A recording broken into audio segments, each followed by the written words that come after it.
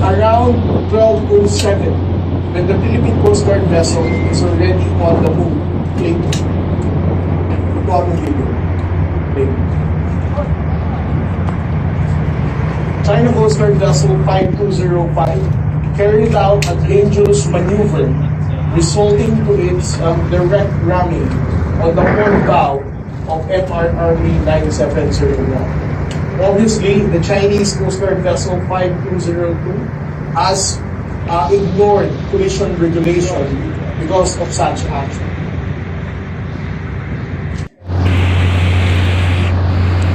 And then what happened next after this in 12:07 is that it would turn around, next slide, and then it will reach the starboard quarter of the vessel in the video. It will also directly and intentionally route FRB 9701 on our starboard quarter. A few minutes after it carried out a dangerous maneuver and rammed the port bow of Teresa Malpan. After this, it went around and then did another ramming to China Philippine Coast Guard vessel. Next slide. On the port beam of FRB 9701, China Coast Guard 5205, 5202, as once again directly and intentionally rammed the Philippine Coast Guard vessel. It is important for us to take note that this ramming happened despite of our unprovoked action and presence in this collision.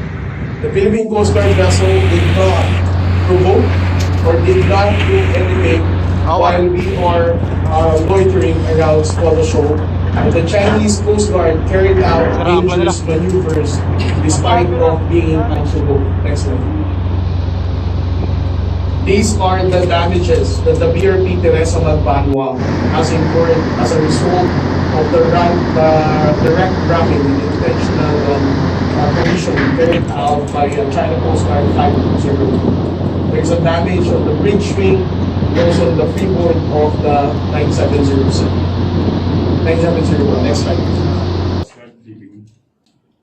There is this hole that also was a result of a direct ramming conducted by the China Coast Guard, and also on this one. Next slide. As we are conducting this press conference now, I would like to report also to everyone that the Philippine Coast Guard vessel MRV 9701, as of 14:59 or 2:59 p.m. this afternoon, has already dropped its anchor, located also inside Skolo Shoal.